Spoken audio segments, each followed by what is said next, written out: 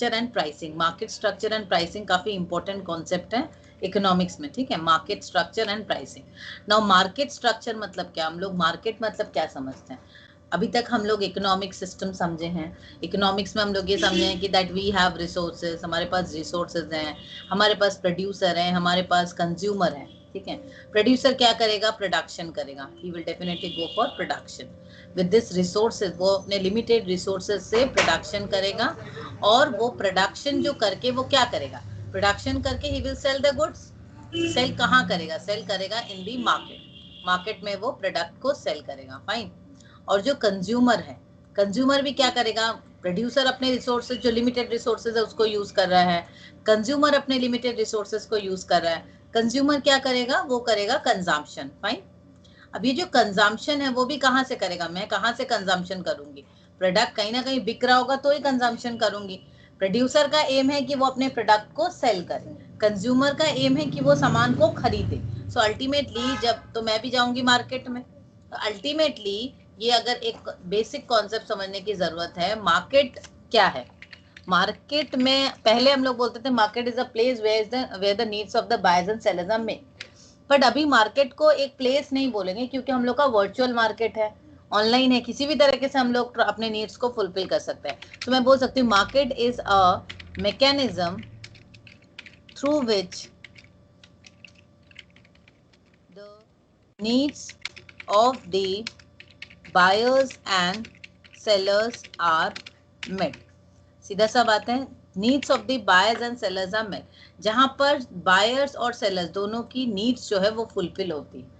Buyer का need क्या है, मुझे सामान खरीदना है। सेलर का नीड क्या है, सेलर को सामान बेचना है। तो जहां पे ये बायर और सेलर दोनों के नीड्स मेट होते हैं, जहां पे फुलफिल होंगे, उस मैकेनिज्म को हम लोग बोलेंगे मार्केट मैकेनिज्म, मार्केट बोलेंगे। अब ये जो मार्केट स्ट्रक्चर देखो, एज एन इकोनॉमिस्ट आप लोग जो मैनेजरियल डिसीजन मेकिंग करोगे तो आपको मार्केट स्ट्रक्चर को समझना बहुत जरूरी है। If you don't understand the market mechanism, अगर हम मार्केट को ही ना समझे तो मुझे कैसे, मतलब सबसे पहली चीज हो गई आप ओवरऑल इंडस्ट्री या मार्केट को समझना। जैसे हमने पढ़ा था ना जियो, जियो कैसे मार्केट में ऑपरेट कर रहा है, किस मार्केट में ऑपरेट कर रहा है, वो बहुत इंपॉर्टेंट है समझना। तो वैसे ही हम लोग को पहले मार्केट लेवल एनालिसिस करने की, कौन से मार्केट में मैं ऑपरेट कर रही हूँ, whether it is a perfect competition market, imperfect competition market या monopolistic market है, किस तरह का मार्केट है। क्योंकि I will means I as a player will take certain strategy, मुझे जो स्ट्रैटेजी लेनी है that is dependent on the market structure. मेरा मार्केट स्ट्रक्चर कैसा है उसके हिसाब से मेरी स्ट्रैटेजी होगी। And my other competitors will also take counter strategy, हमने देखा था ना गेम स्ट्रैटेजी। तो अल्टीमेटली ये तो मार्केट है, मार्केट में डिफरेंट प्लेयर्स हैं, हर प्लेयर अपनी अपनी स्ट्रैटेजी ले रही है। तो मुझे सबसे पहले क्या समझना पड़ेगा, मार्केट। मार्केट क्या है, कितने तरह का मार्केट होता है ना। मार्केट को जो हम क्लासिफाई करते हैं ना, उसको कुछ बेसिस है जिसके बेसिस में हम क्लासिफाई करते हैं। एक है उसमें, एक बेसिस है सब्स्टिट्यूटिबिलिटी। सब्स्टिट्यूटिबिलिटी का मतलब क्या है, मेरा जो प्रोडक्ट है, जिस प्रोडक्ट में मैं डील कर रही हूँ, वो कितना इजीली सब्स्टिट्यूटेबल है। जितना ज्यादा आसानी से हम मेरे प्रोडक्ट को कोई सब्स्टिट्यूट कर सकेगा, उतना कंपटीशन इंटेंस होगा, ठीक है। कंपटीशन बहुत इंटेंस होगा। अगर मेरा प्रोडक्ट, तुम बोलोगे मैम क्या पढ़ा रही है, इसके ऐसा बहुत सारे टीचर है, तो मेरा जो सर्विस है वो आसानी से सब्स्टिट्यूट हो गया ना तुम किसी को। पर अगर तुमको लग रहा है कि नहीं मैम जैसे तो और कोई नहीं मिलेगा, तो तुम, इसका मतलब क्या, मेरा पोजीशन डोमिनेंट रहेगा वहां पर। तो यहाँ पर जो प्लेयर्स हैं वो आइदर प्रोड्यूसर हो या कंज्यूमर हो, दोनों का एक डिसीजन मेकिंग डिपेंडेंट है मार्केट स्ट्रक्चर के ऊपर। तो मार्केट स्ट्रक्चर में सबसे पहला फैक्टर है सब्स्टिट्यूबिलिटी, कि प्रोडक्ट जो है वो कितना इजीली सब्स्टिट्यूटेबल है। उसके हिसाब से हम कैटेगराइज करेंगे कि विच मार्केट वी आर ऑपरेटिंग। मैं क्या, मुझे क्यों देखना है कि मैं कौन से मार्केट में ऑपरेट करूँ। सपोज मैं एक प्रोड्यूसर हूँ, मैं पापड़ बेच रही हूँ, ठीक है, पापड़ बेचनी और पापड़ की फैक्ट्री है मेरी, थोड़ा सा स्टैंडर्ड बढ़ा, फैक्ट्री है, ठीक है। अभी मैं क्या देखूंगी, मुझे अपने कुछ प्राइसिंग डिसीजन लेनी है या एडवर्टीजमेंट डिसीजन है, कुछ एक डिसीजन लेना है। तो मैं पहले क्या देखूंगी, मेरा प्रोडक्ट कितना इजीली सब्स्टिट्यूटेबल है। तो अगर मैं देख रही हूँ मेरा प्रोडक्ट तो बहुत इजीली सब्स्टिट्यूटेबल है, then I can not take any further increase in price. मतलब मुझे मार्केट के स्टैंडर्ड एट पार मार्केट रहना पड़ेगा, या अगर मेरे टारगेट है कि मार्केट में पेनिट्रेट करना है तो प्राइसिंग और रिड्यूस करनी पड़ेगी, बिकॉज कॉम्पिटिशन इज इंटेंस। अब सीएससी वालों, उसको देखो कुछ भी दाम बढ़ा दे कोई टेंशन नहीं है, क्योंकि उसका कोई और कॉम्पिटिटर ही नहीं है कोलकाता में। आउट ऑफ कोलकाता तो मैंने थोड़ा सा आउटस्कर्ट में तो भी वेस्ट बंगाल इलेक्ट्रिसिटी है, बट मेन कोलकाता में तो कोई नहीं है ना, तो वो अपना प्लेयर है, वो एकदम मोनोपोली है, जो मन चाहे वो करेगा। तो सबसे पहले सब्स्टिट्यूटेबिलिटी फैक्टर डिटरमाइन करेगी in order to classify the market. Then the number of firms in the industry. अब देखो, अगर नंबर ऑफ फर्म्स रहेंगे, कुछ ज्यादा नंबर ऑफ फर्म्स हैं तभी तो सब्स्टिट्यूटेबल होगा। अगर फर्म्स नहीं है, this is also another factor which will determine the type of market in which I am operating. This is number of firms. मैं जिस इंडस्ट्री में ऑपरेट कर रही हूँ उसमें कितने फर्म्स हैं। Third one is the conditions of entry. कुछ कुछ इंडस्ट्री में एंट्री और एग्जिट बहुत आसान होता है, ठीक है, और कुछ कुछ जगह पर entry and exit is very tough. तो ये डिटरमाइन करेगा कि हम किस तरह की फॉर्म में या किस तरह की इंडस्ट्री में ऑपरेट कर रहे हैं। Now we have different type of market structure. हमारा different type of market structure है, जिसमें मैं first ले लेती हूँ perfect competition। आप ले लो perfect competition। एक हो गया आपका perfect competition। अब perfect competition मतलब क्या? perfect नाम से ही समझ में आ रहा है कि एक ideal market structure। ये एक ideal market structure है जो actual में होता नहीं है, बट इकोनॉमिक्स में ही होता है। मतलब ये डिफाइन किया है कि एक आइडियल सिचुएशन, एक आइडियल मार्केट ऐसा होगा। अब इसके परफेक्ट कंपटीशन के देखो, perfect competition is characterised by complete absence of rivalry among the individual firm. Thus perfect competition in economic theory has a meaning diametrically opposite to the everyday use of the term। जो हम लोग रोज झेलते हैं वो नहीं है perfect competition. Perfect competition actually exist नहीं करता। ये सिर्फ एक एजम्पशन है, इकोनॉमिक थ्योरी का एक एजम्पशन है, जिसके मैं फीचर्स एक बार डिस्क्राइब कर देती हूँ। First is large number of buyers and sellers. Perfect competition जो मार्केट है उसमें सबसे पहला फीचर है that there will be large number of buyers and sellers. बहुत सारे बायर्स होंगे, बहुत सारे सेलर्स होंगे। तो बहुत सारे बायर्स एंड बहुत सारे सेलर्स हैं जिनको अच्छे से पता है सारी चीजों के बारे में, अवेयरनेस है कि मैं क्या प्रोडक्ट बेच रही हूँ, तुमको भी पता है, तुम क्या प्रोडक्ट लेना चाह रहे हो। देखो, बायर्स को भी पता है कि मार्केट में क्या क्या अवेलेबल है, क्या क्या दाम है। ऐसा नहीं कि कुछ लुका छुपी, सबको सब कुछ पता है, एकदम ट्रांसपेरेंट है। Because there large number of buyers and large number of sellers, then homogeneous product जो है बिल्कुल एक जैसा आइडेंटिकल प्रोडक्ट है, कोई भी यहाँ पर चेंजेस नहीं है। This is homogeneous product. Absence of non price competition. Pricing पे कंपटीशन नहीं हो सकता because every firm in the how to say every firm in the perfect competition market is a price taker। इसका मतलब market में जो price set हो गया ना, उसी दाम में I can sell any amount of that product। मैं कितना भी बेच सकती हूँ और तुम कितना भी खरीद सकते हो। तो वहाँ पे प्राइस को लेकर कंपटीशन नहीं हो सकता। तो बचा क्या, क्या चीज को लेकर कंपटीशन होगा? Absence of non price competition. Objective of the firm is to maximise is profit. ये सबको पता है। परफेक्ट नॉलेज, जो मैंने अभी बताया कि हर कोई को अच्छे से पता है कि क्या अवेलेबिलिटी है। परफेक्ट मोबिलिटी, एकदम परफेक्ट मोबिलिटी है, mobility of factors of production. ये माना जाता है कि जितने भी फैक्टर्स ऑफ प्रोडक्शन है वो परफेक्टली मोबाइल है, मतलब आसानी से मैं इधर भी काम कर सकती हूँ, दूसरे इंडस्ट्री में भी काम कर सकती हूँ, दूसरे जगह भी जा सकती हूँ। ये परफेक्ट मोबिलिटी माना जाता है। एब्सेंस ऑफ ट्रांसपोर्टेशन कॉस्ट, ये बोला जा रहा है कि ट्रांसपोर्टेशन कॉस्ट बिल्कुल एब्सेंट है। कुछ भी ट्रांसपोर्टेशन कॉस्ट नहीं है, कोई भी सामान यहाँ से वहां जाएगा उसमें कोई एब्सेंट मतलब ट्रांसपोर्टेशन कॉस्ट का कोई प्रॉब्लम नहीं है। परफेक्ट कंपटीशन का जो डिमांड कर्व है वो ना पैरेलल होता है, पैरेलल टू क्यूडी, या एक्स एक्सिस में लिख सकते हो, एक्स एक्सिस। तो ऐसा होता है नॉर्मली हम लोग का जो डिमांड कर्व होता है ना, डिमांड कर्व वो इस तरीके का होता है, डाउनवर्ड स्लोपिंग। क्यों डाउनवर्ड स्लोपिंग होता है? क्योंकि जैसे जैसे प्राइस बढ़ती जाती है क्वांटिटी डिमांड जो है ना वो डिक्लाइन होगी, एंड वाइज वर्सा। जितना दाम गिरेगा उतना ज्यादा क्वांटिटी हम लोग खरीदेंगे, we will purchase more of that. ये लॉ ऑफ डिमांड के हिसाब से हमारा डिमांड कर्व बना हुआ है। बट यहाँ पर परफेक्ट कंपटीशन में क्या होता है? परफेक्ट कंपटीशन में तो ये एजम्पशन है that a producer can sell any amount in the same price, because perfect competition में क्या है, जो फर्म है they are price taker। ये लोग क्या है? Price taker. they are not price setter। ये लोग प्राइस टेकर फर्म है। तो प्राइस टेकर मतलब जो प्राइस दी गई है उनको वही प्राइस पे ऑपरेट करना है। I can sell any amount in the same price and you can buy any amount in the same price. तो ये एक्स एक्सिस है हमारा और ये वाई एक्सिस है, दिस इज माई प्राइस। तो प्राइस रिमेन्स कॉन्स्टेंट। इस अम्मा मैंने इस प्राइस में, सेम प्राइस में मैं जितना चाहे उतना बेच सकती हूँ, तुम जितना चाहे उतना खरीद सकते हो। ना मैं दाम बढ़ा सकती हूँ ना तुम दाम घटा सकते हो। मैं अगर प्रोड्यूसर हूँ, मैं बोलूँ मैं दाम बढ़ाऊंगी, कोई खरीदेगा नहीं।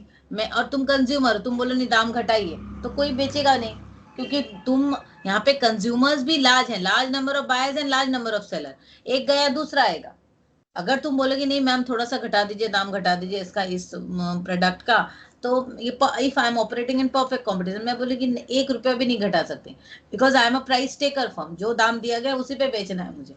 तो तुम अगर जाओगी भी तो दूसरा कंज्यूमर आएगा, तो मैं उसी प्राइस में बेचूंगी और तुम उसी, अब तुमको मैं बोल रही हूँ अगर ज्यादा दाम, तो तुम भी उस ज्यादा दाम में नहीं खरीदोगी ना, क्योंकि तुमको ही पता और भी प्रोड्यूसर्स हैं selling the same product, homogeneous product भी आइडेंटिकल है। इसी वजह से I can sell as a producer, I can sell any amount in the same price and you can buy any amount in the same price. That is why in perfect competition price is equals to AR is equals to MR। इसका मतलब क्या है, हमारा जो price है वो price बराबर है, प्राइस जो है वही मेरा एवरेज रेवेन्यू है। एवरेज रेवेन्यू क्योंकि मैं हर यूनिट, मैं 1 यूनिट बेचूं कि या 10 यूनिट बेचूं, एक ही दाम में बेच रही हूँ ना, 10 रुपए करके ही बेच रही हूँ, तो मेरा एवरेज यूनिट रेवेन्यू भी बराबर है। Average revenue and marginal revenue, marginal का मतलब क्या होता है, लास्ट यूनिट सेल जो कि उससे क्या रेवेन्यू है।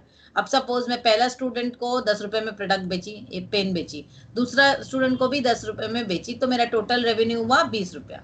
मार्जिनल रेवेन्यू कितना होगा, पहला में 10 है, दूसरा में भी 10 होगा ना, 20 माइनस 10। थर्ड स्टूडेंट की टोटल रेवेन्यू आया 30 रुपया मेरे पास, कितना है 30 माइनस 20 10। मार्जिनल रेवेन्यू मतलब लास्ट यूनिट से आपको कितना आया, सिर्फ लास्ट यूनिट के कैलकुलेशन होते हैं। Is this clear? कोई दिक्कत है अभी तक? Yes ma'am. क्या दिक्कत है कि नहीं है? नहीं। अच्छा ठीक है, चलो ये था हमारा परफेक्ट कंपटीशन। ज्योति कोई दिक्कत है? No ma'am. चलो वेरी गुड, तो मैं इसको हटा दे रही हूँ। ये था हमारा परफेक्ट कंपटीशन का। तो परफेक्ट कंपटीशन में हम लोग मेनली जो जो चीजें मानते हैं ना, वो सारे एजम्पशंस होते हैं जो कि रियल वर्ल्ड में नहीं होते हैं। रियल आप देखोगे तो उसमें जो एग्जिस्ट करता है वो होता है imperfect competition. Imperfect competition exist करता है इन रियल लाइफ सिचुएशन, मतलब जो चीजें प्रैक्टिकल है, इम्परफेक्ट कंपटीशन ही एग्जिस्ट करेगा। जैसे होमोजेनियस प्रोडक्ट, देखो प्रोडक्ट जो है ना एकदम होमोजेनियस नहीं हो सकता, होता भी है किसी किसी सेक्शन में, फिर भी अब जैसे कुछ कुछ एजम्पशन है, मोबिलिटी एकदम इजी मोबिलिटी, इजी मोबिलिटी इतनी इजी मोबिलिटी नहीं होती। मैं अगर पढ़ा रही हूँ तो मैं पढ़ाने में मेरी एक्सपर्टीज है, अब मुझे कोई बोले कि आप पूरे अच्छे से घर भी संभाल लो और पढ़ा भी लो, तो इतनी मोबिलिटी तो नहीं हो सकती। मैं एक लेबर में, या मैं बोलूँ मैं एक सामान यहाँ वेस्ट बंगाल में प्रोडक्शन कर रही हूँ और बिहार भेज रही हूँ और उसमें कोई ट्रांसपोर्टेशन कॉस्ट ना लगे, ऐसा हो सकता है? नहीं हो सकता, तो ट्रांसपोर्टेशन कॉस्ट भी लगेगा। ठीक है, now will move to the imperfect competition. Imperfect competition में हमारे पास जो जो मतलब टाइप ऑफ मार्केट स्ट्रक्चर है वो है मोनोपोली, देन है मोनोपोलिस्टिक, ठीक है, मोनोपोलिस्टिक, फिर आपका आता है ओलिगोपोली, सॉरी मोनोपोलिस्टिक, डियोपोली आता है, duopoly, and then the oligopoly. Oligopoly से एमबीए में बहुत क्वेश्चन आता है और बीबीए में तो सबसे ही क्वेश्चन आएगा।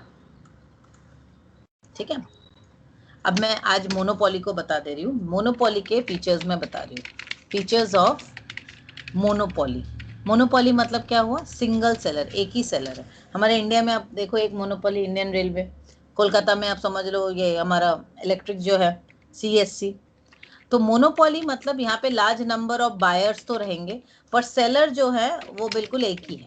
तो यहाँ पे एब्सेंस ऑफ क्लोज सब्स्टिट्यूट, इसका क्लोज सब्स्टिट्यूट नहीं है, right? With no close substitute, the monopolist produces all the output in a particular market and is a price maker. क्योंकि ये close substitute इसका है ही नहीं, so यहाँ पर ये जो है ये price maker है, not price taker. Perfect competition में हमने देखा था ना, price taker जो देगा उसमें लेना है हमको, but ये price maker है। Restrictions to entry, entry नहीं हो सकती यहाँ पर आसानी से। आपको अगर इच्छा हो एक तो अचानक रेलवे के में घुस जाने का, तो नहीं घुस सकते, अब घुस रहे हैं, अब रेलवे में भी डिओपॉली हो जाएगा धीरे धीरे, अभी तक मोनोपॉली है बट डिओपॉली होने के चांसेस हैं। डिओपॉली मतलब 2 player. Consumer awareness for more sales. देखो मोनोपॉली में क्या करता है, मोनोपॉली में जो मोनोपॉलिस्ट है दे नो कि मेरा प्रोडक्ट ही बिकेगा क्योंकि मैं अकेला सेलर हूँ। बट यहाँ पे जो एडवर्टाइजमेंट वगैरह करते हैं या अवेयरनेस जो करते हैं वो mainly in order to increase the sales so that people consume, लोग ज्यादा खरीदे, उसको ही बोलते हैं अवेयरनेस फॉर सेल्स, ठीक है। Then come the price discrimination. ये देखो ये एक इंपॉर्टेंट फीचर है इम्परफेक्ट कंपटीशन का, दैट इज प्रोडक्ट डिफरेंशिएशन। यहाँ पे मैं लिख दे रही हूँ, ये इम्परफेक्ट कंपटीशन का ये 2 बहुत इंपॉर्टेंट फीचर है। फर्स्ट है प्रोडक्ट डिफरेंशिएशन, ठीक है, एंड प्राइस डिस्क्रिमिनेशन, ये 2 इंपॉर्टेंट फीचर्स हैं। प्रोडक्ट डिफरेंशिएशन मतलब they are not selling the homogeneous product, एक ही जैसा प्रोडक्ट नहीं बेच रहे हैं, ठीक है, प्रोडक्ट में कुछ ना कुछ वेरिएशन है, प्रोडक्ट डिफरेंशिएशन हो जाता है, तभी ये इम्परफेक्ट है, नहीं तो परफेक्ट ही हो जाता ना। प्रोडक्ट हर कंपनी का प्रोडक्ट, सपोज हर कंपनी ही आटा बेच रही है, आईटीसी भी आटा बेच रहा है, टाटा भी आटा बेच रहा है, सब कोई आटा बेच रहा है या नमक बेच रहा है, बट उसमें कैसे डिफरेंशिएट कैसे कर रहे हैं, कुछ ना कुछ तो प्रोडक्ट डिफरेंशिएशन ऐड में तो दे रहे हैं ना, दे आर पोर्ट्रेइंग एक कंसेप्शन क्रिएट करें in the minds of the consumer that my product is superior और माय प्रोडक्ट इज डिफरेंट, तो प्रोडक्ट को डिफरेंशिएट किया जा रहा है, fine. Then the price discrimination factor is always there, price जो है वो अलग अलग सेट कर रहे हैं।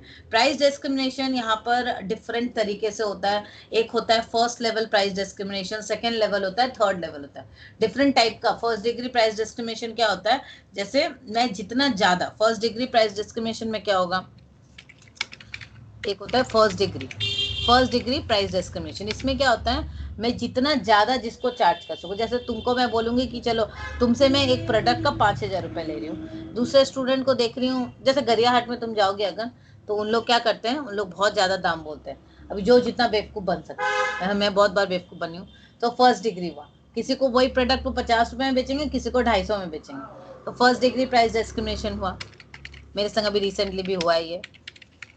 सेकेंड डिग्री में क्या होता है, जितना क्वांटिटी आप लेते हो, ये बड़ा बाजार का केस है, सेकेंड डिग्री जितना क्वांटिटी आप लेते जाओगे दाम घटते जाएंगे, 2 किलो 4 किलो 5 किलो, जितना ज्यादा क्वांटिटी लोगे उतना प्राइस जो है वो कमेगा, वो भी प्राइस डिस्क्रिमिनेशन होगा ना, because charging different unit for the different क्या बोलते हैं अमाउंट यू आर बाइंग।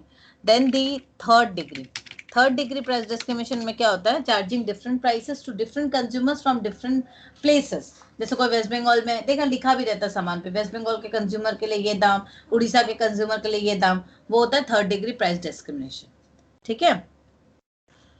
अब आ गया प्रॉफिट मैक्सिमाइजेशन। देखो हर कंपनी का ऑब्जेक्टिव होता है profit maximisation, so basic objective monopolist का भी प्रॉफिट मैक्सिमाइजेशन ही होगा, implying that the producer will produce an output till the return he gets from each unit he sells is equal to the cost of producing each additional unit, ठीक है। then the मतलब यहाँ पर क्या हुआ, profit maximisation का level बता रहा है कि the producer will produce the output till he gets from each unit he sells is equal to the cost of producing each additional unit, मतलब बताओ MR is equals to MC, this is the profit maximization point for a monopolist, मतलब monopolist जो है he will produce till he reaches the situation where MR is equals to MC। MR होता है marginal revenue, last unit बनाने का revenue, मतलब last unit जो मैंने प्रोडक्ट बेचा, लास्ट यूनिट से मुझे कितना आया इनकम, और मार्जिनल कॉस्ट उसको बनाने का खर्चा, ये हम लोग जब कॉस्टिंग पढ़ेंगे ना तब मैं अच्छे से समझा दूंगी इस कॉन्सेप्ट को। देन द डिमांड कर्व, देखो डिमांड कर्व जो होता है, इसका demand curve no doubt parallel तो नहीं हो सकता है क्योंकि ये तो प्रॉफिट क्या बोलते हैं प्रॉफिट कर रहा है, ये तो परफेक्ट कंपटीशन जैसा नहीं कि एक ही दाम में इसको बेचना है, वो तो अपने डिमांड कर्व इसका नॉर्मली डाउनवर्ड स्लोपिंग ही होता है, ठीक है, इसका डिमांड कर्व जो होता है वो डाउनवर्ड स्लोपिंग होता है, इस तरीके से होता है। ये हो गया इसका AR एवरेज रेवेन्यू, और ये हो गया इसका मार्जिनल रेवेन्यू। इसका जो ये कर्व है ना डिमांड कर्व, ये आप समझ लो कि ये जो मोनोपोली है इसका डिमांड कर्व जो वो नीचे की तरफ है, ठीक है। अब ये जो AR ऐसा है MR ऐसा है, ये क्यों है, इसको समझने के लिए आपको टोटल एक बार कॉस्ट कर्व को समझना पड़ेगा, रेवेन्यू कर्व को समझना पड़ेगा, इसके लिए हम लोग को तो जो कॉस्टिंग वाला फैक्टर है वहां पे आना पड़ेगा, तो ये कर्व में डिटेल्स में वहां पे एक्सप्लेन करूंगी। अभी आप लोग समझ लो कि इसका डिमांड का जो है मोनोपोली का वो नीचे की तरफ है, डाउनवर्ड स्लोपिंग। तो डाउनवर्ड स्लोपिंग क्लियरली इंडिकेट कर रहा है कि अगर उनको बढ़ाना है, अपने प्रोडक्ट को सेल करना है ज्यादा, तो उनको पर यूनिट थोड़ा सा घटाना पड़ेगा, प्राइस तो कम करना पड़ेगा। The demand curve facing the monopoly is downward sloping because the producer in the monopoly market is a price maker. वो अपना प्राइस मेकर है, तो दाम वो घटाएंगे in order to sell each additional unit, वो अपना दाम तो कम करेंगे ना, ठीक है। It implies that the producer can sell more goods by reducing the price as he is the price maker, ठीक है। आज यहाँ तक रहे थे, डिमांड कर्व जो कल से कंटिन्यू करें। चलो, थैंक यू, गुड नाइट सबको को। Thank you. अच्छा रुक जाओ 1 मिनट, जाने के पहले रुको भाई।